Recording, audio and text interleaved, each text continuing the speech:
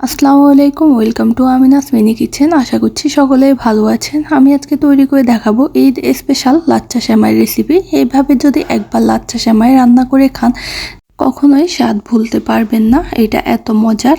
আশা করছি ভিডিওটা আপনাদের কাছে ভালো লাগবে। চলে যাওয়া যাক রেসিপিতে। নিয়ে নিচ্ছি একটা বাটিতে আমি বনফুলের লাচ্ছা সেমাই ব্যবহার করব। এখানে বনফুলের লাচ্ছা সেমাইটা আমি একটা বাটিতে ঢেলে চামচের সাহায্যে চেপে চেপে একটু সেট করে নিব। আপনারা দেখলে বুঝতে পারবেন কিভাবে আমি নিয়েছি। দেখেন, চেপে চেপে এভাবে করে আমি এক সাইডে এটাকে রেখে দিব। এখন আমি একটা প্যানে নিয়ে নিচ্ছি 1 টেবিল চামচ ঘি। এখানে ঘি নিয়ে ঘিটা একটু গলে আসলে দিয়ে দিব কিশমিশ। আমি কিশমিশগুলোকে ছোট করে একটু কিউব করে কেটে নিয়েছি।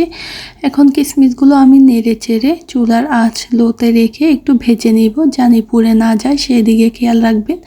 দেখবেন এগুলো একটু ফুলে উঠেছে। ভাজি হয়ে গেলে এখন আমি এগুলো উঠিয়ে নিব। একই প্যানে দিয়ে দিব 1 লিটার পরিমাণে দুধ। এখানে আমি 1 লিটার দুধ দিয়েছি একটা তেজপাতা, 2টো এলাচ। আমি এলাচগুলো গোটা দিয়েছি।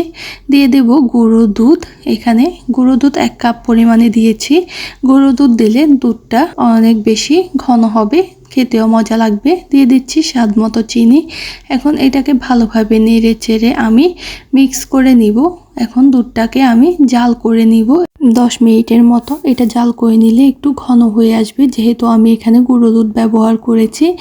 এই পর্যায়ে ঘন হয়ে আসলে আমি দুধটাকে নামিয়ে 10 মিনিটের জন্য এটাকে একটু ঠান্ডা করে নিব। এটা 10 মিনিট ঠান্ডা করে এটাকে সেমাইয়ের মধ্যে দিতে হবে। আগে থেকে বাটিতে যে সেমাই নিয়েছি ওইখানে ভেজে রাখা কিশমিশগুলো দিয়ে দিচ্ছি। দুধটা একটু অল্প গরম অবস্থায় এখানে ঢেলে দিব। এটা দিলে বোঝা যাবে যে অনেকগুলো দুধ, কিন্তু সেমাই টেনে নিবে এই দুধগুলো। এটা দেখবেন 10 মিনিট এভাবে রেখে দিবেন। 10 মিনিট পর দেখবেন দুধগুলো টেনে নিয়েছে। এই পর্যায়ে দিয়ে দিচ্ছি ভেজে রাখা কিশমিশ, আর অর্ধেক রেখেছি ওই অর্ধেকটা এখানে দিয়ে দিচ্ছি কিশমিশ, এবং দিয়ে দিব বাদাম কুচি। এখানে আপনারা যে কোনো বাদাম ব্যবহার করতে পারেন। আমি চীনা বাদামটা ব্যবহার করেছি।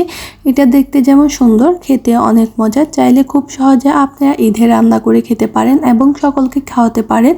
এটা অনেক মজার। এই সেমাইটা একবার যদি রান্না করে খান আবার খেতে ইচ্ছে করবে। আশা করছি ভিডিওটা ভালো লেগেছে। ভালো লাগলে আমার চ্যানেলটা সাবস্ক্রাইব করবেন। সকালে ভালো থাকবেন, সুস্থ থাকবেন। কথা হচ্ছে পরে কোনো ভিডিওতে। আল্লাহ হাফেজ।